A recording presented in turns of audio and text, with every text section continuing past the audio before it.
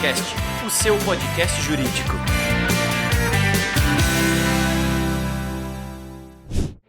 Olá, meus amigos advogados e minhas amigas advogadas, sejam todos bem-vindos ao episódio número 140 do Juriscast, o seu podcast jurídico.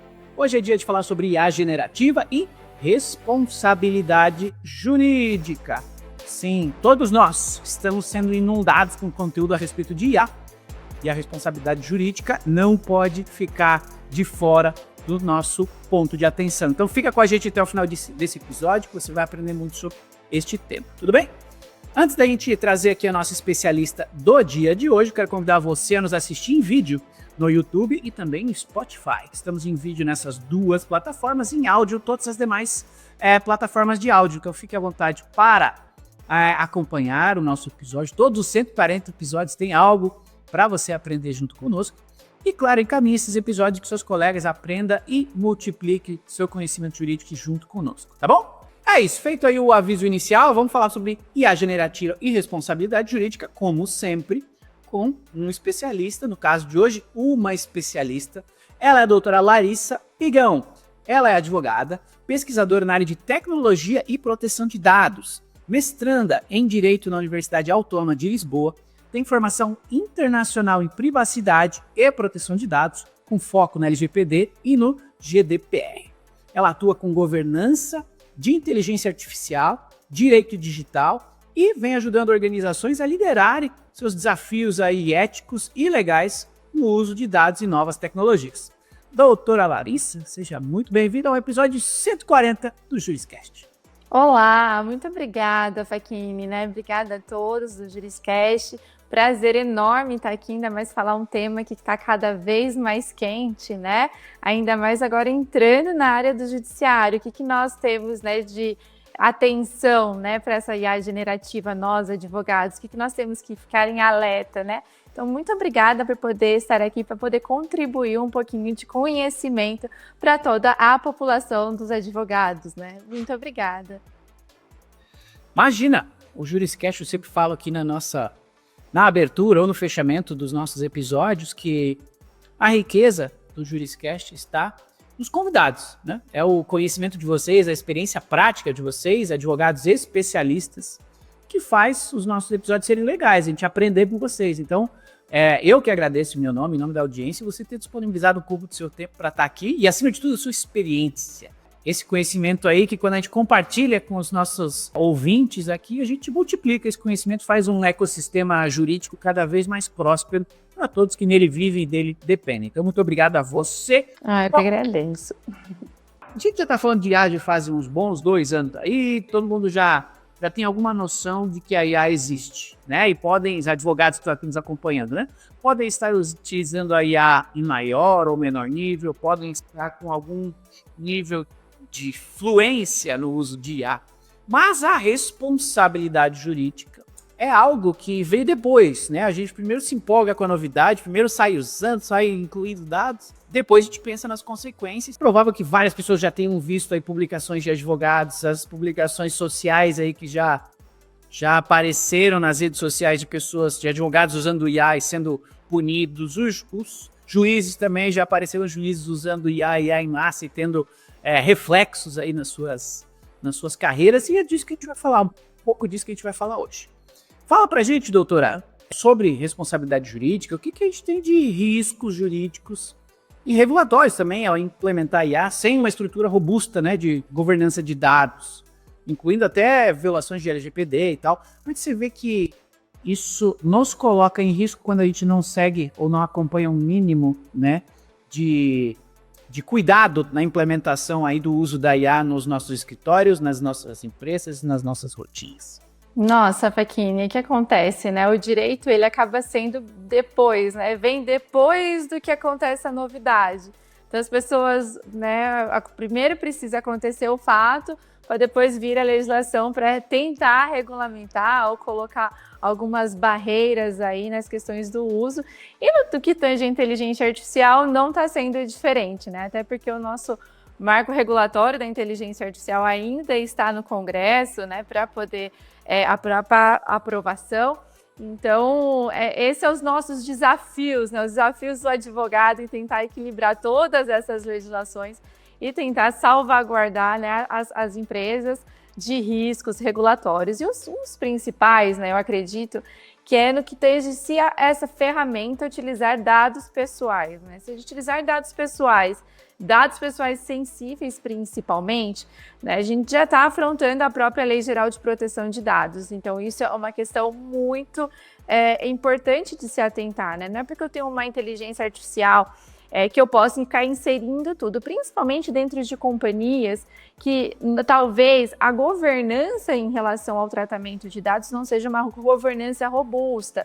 E aí as equipes acham que, né, eu tenho os dados, eu preciso dar resultado, e aí acabam inserindo os dados pessoais, dados da própria empresa, dados estratégicos dentro dessa ferramenta, que é uma ferramenta, nós estamos falando de IA generativa, que acaba aprendendo com as nossas informações, né? E acaba compartilhando também as nossas informações. Então, acaba sendo uma problemática em relação a isso. Então, a gente tem a questão regulatória, né, de inserir dados desnecessários, né?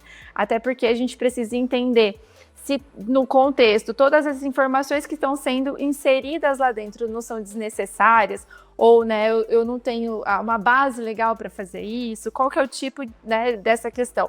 E também no que tange as decisões automatizadas dessa tecnologia, o que possa né, o que gerar como resultado, como eu tenho que explicar isso para o titular? Porque lembrando, né, que o titular dos dados, ele tem esse direito de ter a explicabilidade dessas informações ou desse viés que foi gerado dessa decisão, né? Então, se eu estou utilizando questões, né, o próprio judiciário, por exemplo, que você já colocou, que a gente já colocaram, né, é muito engraçado de ver, né? É cômico, mas é trágico, concomitantemente, né? Mas como que levou para o judiciário ter essa decisão, tomar essa decisão?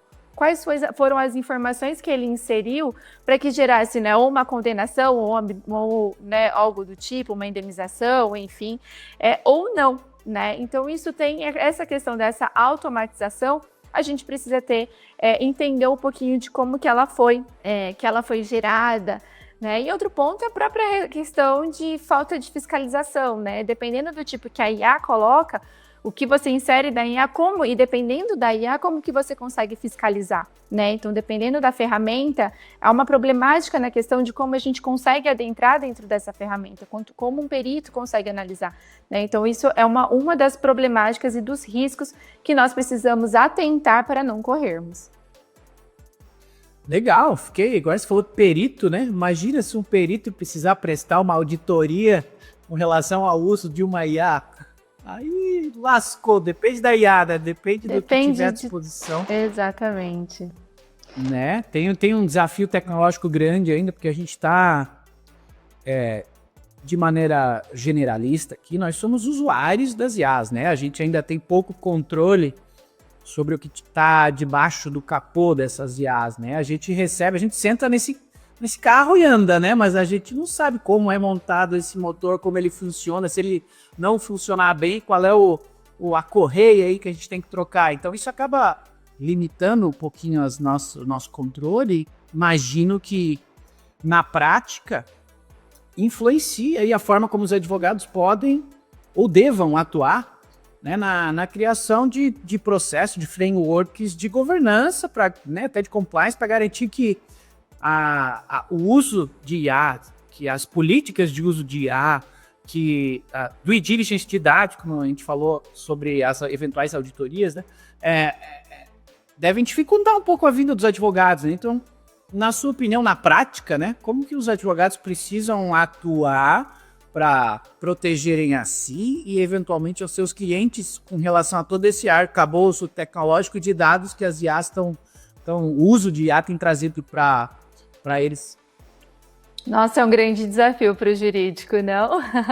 Mas o advogado em si, ele tem que estar presente desde o começo, né? Uma empresa, ela quer instalar ou quer atuar utilizando, né, inteligência artificial, ou ela quer fazer uma ferramenta de IA, o advogado, o jurídico, ele tem que fazer parte desse processo.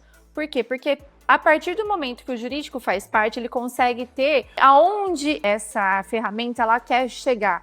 E aí a construção dela, vamos pensar numa ferramenta que a própria empresa está construindo, o jurídico ele consegue ajudar falando, né, sobre quais são os dados que serão utilizados, como que isso vai ter, né, de resposta e isso ir moldando. Outra questão é poder definir o jurídico, não, então vamos utilizar uma ferramenta já existente, né?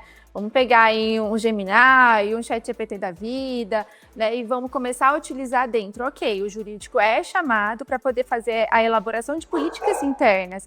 Mas essa não é só jurídico. Não, então eu vou pegar o pessoal do desenvolvimento, a parte de produtos, ter essa comunicação também, né, multidisciplinar dentro da companhia para elaboração e treinamentos para treinar as pessoas. Isso faz parte do jurídico também fazer esses treinamentos para passar informações. E sim, né, o jurídico que faz esse due diligence de quais informações estão sendo inseridas na plataforma. Até porque, se a gente olhar, né, não necessariamente precisa ser só dados pessoais, mas dados como um todo. Mas no jurídico a gente tem dois aspectos. Se for dados empresariais, a gente tem que se atentar ao que é segredo de negócio. Então, o jurídico ele tem que alinhar ali dentro o que é segredo de negócio para não ser inserido dentro da plataforma, né? Até porque é resguardado esse segredo tanto pela LGPD quanto para outras legislações também, né? Então, se eu tenho a utilização de dados e essa forma, né, esse tratamento, ela é o meu core business, é o segredo de negócio da empresa, o jurídico tem que se atentar que na hora de atender também, né, as questões dos direitos dos titulares, eles não vão passar essas informações. Então, isso a gente tem que... O jurídico ele vai fazer esse double check, né, para alinhar aquilo que pode ser inserido ou não. Legal. Na abertura aqui do nosso episódio, você figura como especialista em LGPD, né? Você tem formação na área e tal. E você citou com relação à iniciativa aqui no Brasil, né, de um marco regulatório, que ainda está em tramitação e tal, mas o Brasil muito prontamente, né, iniciou essa propositura desse marco regulatório de IaaS. A gente já tem LGPD aí funcionando, né, a pleno vapor, do ponto de vista de entendimento, já a sua vigência já não é mais novidade. E você, então, como especialista em ambos os temas, né, você vê que, poxa, caso, né, esse marco regulatório venha a ser aprovado em um futuro próximo aí, você acha que o marco regulatório das IaaS e a LGPD, eles se complementam de alguma forma? Eles têm clareza ou dão mais clareza a respeito de responsabilidade, transparência, prestação de contas aí no uso de IaaS? E se não, ou se sim, se existem também umas zonas cinzentas assim que podem desafiar a atuação de quem trabalha aí com o mundo jurídico, seja em escritório, seja em departamento jurídico. Qual é a sua visão? A gente sempre fala que o Brasil gosta muito de fazer lei, né? E aí a lei da lei, né? A lei da lei que regulamenta uma outra lei, né? Mas brincadeiras à parte, a LGPD ela traz algumas questões de proteção de dados, mas vamos lembrar que é focado na questão de dados pessoais. Então aí ela traz os conceitos de dados pessoais sensíveis, ela traz a obrigatoriedade de base legal, ela traz a questão de agentes de tratamento, direitos dos titulares, questões de incidentes. Então, ela traz bastante questões. O marco regulatório, ele tende a trazer sobre a questão de transparência algorítmica, né? Então, o que seria essa transparência algorítmica? Ele menciona também classificação de risco alto, risco médio, risco baixo da utilização de IA. Ele traz também sobre requisitos técnicos a serem, né, implementados dentro da IA. Então, a questão dos vieses que são, né, gerados, né, pelas informações que são trazidas, como que isso vai ter, como isso vai se dar como transparência. Então, o marco regulatório ele complementa a questão do tratamento de dados. Ambas as legislações, né, falam sobre a questão de prestação de contas, transparência e a questão da explicabilidade. Então, isso é um ponto que ambas as legislações já trazem. Então, mesmo só não tendo o marco regulatório, a questão de transparência, de explicabilidade, de relação de relatórios de impacto, isso a LGPD já menciona. E uma zona cinzenta, ô Facchini, eu posso dizer que é a questão da reutilização de dados para treinamento. Isso é um ponto que o marco regulatório ele não menciona. É a questão, quais seriam os critérios objetivos para a explicabilidade? Conforme, né, ambos eles mencionam sobre a explicabilidade, mas eles não dão um parâmetro que isso deve ser feito. Por quê? Isso é até a tese do meu mestrado, né, que é a questão do direito à explicação versus os meus segredos de negócio. Então, como que eu vou explicar essa IA, como eu vou explicar esse resultado, resguardados os meus segredos de negócio. Então, como tem essa linha tênue, né, entre um direito e outro, nem a LGPD fala sobre isso e nem o marco regulatório da IA tende a falar sobre isso. Então, isso é uma questão muito relevante para quem atua, né, no âmbito empresarial, né, o pessoal do jurídico corporativo tem que se atentar a isso, porque é uma linha muito tênue em relação a um direito de um ao direito do outro, e a própria legislação do marco legal regulatório da IA não menciona. E também sobre questões de dados generativos, né, a IA, o modelo generativos com dados sintéticos, como que isso vai equilibrar, isso também nem a legislação de proteção de dados menciona e nem a questão do marco regulatório menciona. Então a gente tem ainda uma zona cinzenta, né, para poder, né, desafiar nós jurídicos a elaborar nossas teses. Então temos muitos trabalhos pela frente. Eu particularmente acho que essa mania que brasileiro tem de gerar lei para tudo, e algumas até meio rápido demais, acho que esse marco regulatório da IA sofre dessa característica também. A gente ainda vive um momento onde a IA está em definição, está em transformação, e a gente já tem um marco regulatório para definir algo que ainda nem está definido do ponto de vista estrutural, né? As IAs não têm um padrão, não tem um formato principal, não tem uma clareza a respeito do seu funcionamento. Se a gente for pensar, né, você aí que está nos assistindo, está nos ouvindo, você lembra como era o ChatGPT, a primeira vez que você usou ele? E pensa agora, eu estava esses tempos olhando no meu YouTube, eu fiz vários conteúdos lá atrás a respeito do ChatGPT e tal, e várias coisas não existem mais da forma como eram, não estão mais lá, e a gente fez um marco regulatório querendo regular algo que já não existe mais como era, já mudou. Então é um desafio, o jurídico está aqui para amenizar, para evitar riscos, né, para mitigar riscos de... Já temos LGPD e já temos usuários querendo usar inteligência artificial. Recentemente eu tive um encontro com vários diretores e gerentes jurídicos, eu perguntei para eles assim, poxa, como estão as políticas de vocês? A empresa já definiu uma diretriz a respeito de qual é a ferramenta oficial, quem tem acesso, quem não tem, quais dados devem ser inseridos e não devem ser inseridos. Existe limitação de uso das IAs pessoais, né? Porque cada um tem uma ou várias IAs aí no seu bolso, no seu celular. E não houve consenso.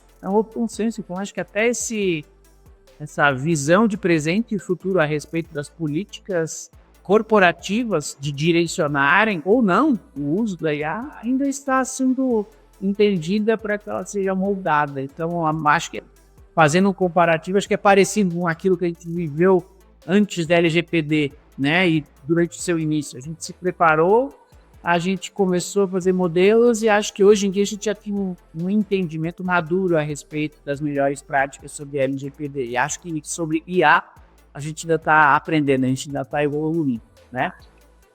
O parâmetro acaba sendo o mesmo, né, Facchini? Porque como a utilização de dados, né, se a gente olhar, né, o que a LGPD nos ensina, né, daquilo que são os dados, quais são os riscos que a gente tem, o que a gente tem que tomar né, como cautela, onde a gente tem que se atentar mais, a questão de mapeamento de risco.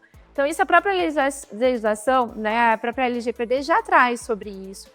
E aí a gente usa como, né, como referência, né, para a própria IA, né, como a utilização de dados, né, então a gente pega isso como referência.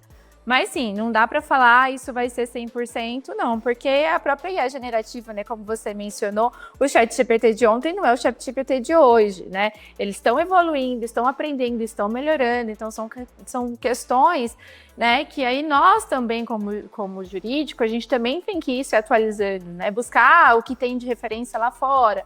Então, assim, a Europa já lançou a legislação dela, o que eles estão trazendo de parâmetros, né, de modelos, né, o que está sendo aplicado. Então, a gente trazer isso para o nosso Brasil. Porque, querendo ou não, a nossa legislação, né, o nosso legislador, ele busca muita referência lá fora para preparar nossas legislações, né? Então, tende a ser muito parecido. Lógico que o nosso jeito brasileiro de ser, né, não tem como, né? Mas, entretanto, a gente pode trazer sim e fazer as adaptações naquilo que são pertinentes. Mas, infelizmente, um ponto, né, que eu também gostaria de, né, trazer é que o uso de IA ainda para determinados tipos de empresa ainda é muito assustador, né? Falar, ai, que vai usar IA, né? A gente já tem um problema da adequação da LGPD que ainda está num processo, né? A gente pega grandes companhias, já se adequaram, já se atualizaram, já estão, né, girando com isso, mas pequenas ou médias ainda estão com dificuldade de fazer esse processo, né? Até porque a nossa agência ainda está, né, agora está com expansão e tudo mais. Mas aí chegar com um tema mais novo, que é a IA, então acaba sendo um pouco confuso, né? Dependendo do tamanho da empresa, né? Ou do tipo de empresa, né? Essa questão de adequar, de utilizar a IA e não assustar muito, mas eles ainda estão com muita dificuldade para poder trazer essa clareza interna sobre a utilização de IA, sim. Bom, vamos começar agora a puxar, a aprofundar um pouquinho mais as nossas análises aqui. Na sua visão, como especialista, né? Como é que as empresas podem começar a estruturar processos, né? A gente está falando aqui de responsabilidade jurídica, né? E responsabilidade jurídica subentende, tem um profissional da área jurídica por trás fazendo o processo, né? Para que a gente consiga proteger o nosso cliente. Como é que você imagina que empresas podem estruturar processos de auditoria, por exemplo, contínua dos modelos de IA? Isso já é possível ou não? Se, na sua visão, testes de vieses, documentação técnica, revisão de logs, o que você sugere que as empresas avaliem nessa estruturação de processos, até pensando nas exigências da própria LGPD, né? Como próximos passos, para quem está pensando nisso, está preocupado nisso, mas não sabe por onde começar, quais são as suas sugestões enquanto especialista? Nossa, para nós advogados temos um mar de coisas para fazer, né? Mas sim, eu acho que testes regulares de vieses, né, em diferentes grupos, em diferentes cenários, faz parte de uma auditoria. Questão de documentação, para nós advogados é essencial ter documentação de tudo. Documentação dos dados que são inseridos, documentação da arquitetura, da técnica, né? A justificativa dessa técnica, os históricos das versões. Então, toda a parte técnica para a gente é importante, né? Para ter essa documentação. Então, a própria revisão, a guarda desses logs, para a gente poder entender aonde exatamente foi, né? Aconteceu uma decisão. Então, para ter essa rastreabilidade é essencial também. Auditorias internas, isso eu não preciso nem dizer que é essencial, porque é muito mais que isso, né? Então, sempre estar ali, se autoavaliando, né? Entendendo um pouquinho dos seus processos, quais são os seus protocolos, independentes dos seus modelos, enfim, e produzir sempre relatório, né? Então, os relatórios constando tudo aquilo que foi analisado, foi verificado, foi mitigado, né? Sempre é importante ter. Então, um ponto é a questão do relatório de avaliação de risco, né? Porque a própria LGPD ela já traz isso. Então, para uma ferramenta de IA, ela praticamente tem a mesma finalidade. Então, o que é a utilização dessa IA dentro do nosso negócio, dentro da nossa empresa, dentro do nosso departamento? quais são os riscos que ele pode trazer. Então, fazer toda essa documentação, né, para que depois, né, a gente consiga ter provas, né, para poder se defender, né? Eu acho que advogado a gente já atua com risco, né? Então, eu preciso já previamente já entender o que pode acontecer para eu me resguardar por aqui. Então, a documentação é muito importante. Mas um ponto, né, que eu gostaria de mencionar, Facchini, é que o jurídico, né, as boas práticas corporativas, elas são essenciais também, né? Então, antes mesmo de ter uma IA interna, né, ter políticas internas sobre o que tem que ser, quais são os prompts que podem ser inseridos dentro dessa ferramenta, né, sempre ter a obrigação já pré-estabelecida nessa política, para que tenha revisão humana das decisões que foram geradas, ter segregação, né, dos dados, né, então a anonimização, a criptografia, ou enfim, alguma coisa que traga um pouco mais de segurança para esses dados, métricas de riscos, né, os KPIs de risco, para poder entender quais são as taxas de erros, vieses, né, o que eu posso gerar de incidente, o que eu estou fazendo, né, para o que eu tenho como boas práticas para poder mitigar esse risco, esse incidente, né, como eu posso evitar esse incidente. Então, a previsão e o impacto, fazer essa análise dessa métrica. E uma coisa muito importante é treinamentos. Eu acho que treinar, porque as pessoas acabam falhando. Nós somos falhos, né? Nós, seres humanos, falhamos com muita frequência. Então, nós precisamos treinar e treinar e treinar e treinar. Então, o jurídico, ele tem também essa missão, né, de trazer conhecimento para a companhia como um todo, né, para o seu cliente ou para a companhia quando atua em jurídico interno, para poder trazer mais segurança, né, e evitar esses tipos de questões. Até porque quando vem uma auditoria externa, a gente fala, nossa, não, a gente tem medidas, né, treinamos, nós temos cultura em proteção de dados, cultura na utilização, né, de IA, enfim. Então, isso é muito importante para que a nossa atuação do jurídico, enfim. Tem bastantes variáveis para serem analisadas, né? Eu tenho mais duas perguntinhas aqui, antes da gente finalizar aqui o nosso papo de hoje. Uma delas diz respeito a pouco do que a gente falou sobre essa falta de padrão nesse mundo das IAs, né? Você considera que existem critérios técnicos que nós devamos prestar atenção na hora de contratar, por exemplo, um fornecedor de IA generativa, né? A empresa vai definir qual é a sua IA padrão, sua IA recomendada, sua política de IAs, etc. O que você entende que a empresa deve ficar aqui? Você entende que a empresa deve ficar atenta, né? Ou quais seriam pré-requisitos essenciais para que os nossos clientes aqui tenham à sua disposição a IA que lhes fornece o serviço mais rico possível, que lhes coloca menos em risco? Quais são esses critérios técnicos e jurídicos a serem avaliados? Perfeito, né, Facchini? Eu acho que a questão da utilização dos dados é importante saber se os dados que são inseridos, eles serão utilizados para treinamento, né? Então, por exemplo, né, vamos pegar o ChatGPT na versão gratuita, tá ali muito claro que as informações que são inseridas ali serão para treinamentos, né? Às vezes as pessoas, mas falou que não é, mas falou que é, né? Sempre tem umas ondas assim. Então, quando a gente não tem essa clareza, melhor ir para o não, né? Não é uma ferramenta que não é um fornecedor que traga segurança para a nossa instituição, né? A possibilidade de auditoria é meio complexo essa questão, porque querer auditar, dependendo da ferramenta, é complicada, mas isso é um ponto que, se tiver essa possibilidade, com certeza, né, sim. Mas vendo essas grandes ferramentas hoje em dia, isso é uma questão que a gente não consegue negociar muito. Mas a gente tem que entender sobre as cláusulas de responsabilização, né, de responsabilidade de quem usa, o que será inserido, né, vamos pegar saindo do âmbito empresarial, mas focando no âmbito pessoal mesmo. A gente já viu que adolescentes cometeram suicídio porque conversaram com uma ferramenta e a ferramenta falou, não, é melhor você se matar, né? Então, isso é uma questão muito complexa. Então, de quem que é essa responsabilidade, né? A indenização, ela vem dessa ferramenta, vem desse desenvolvedor.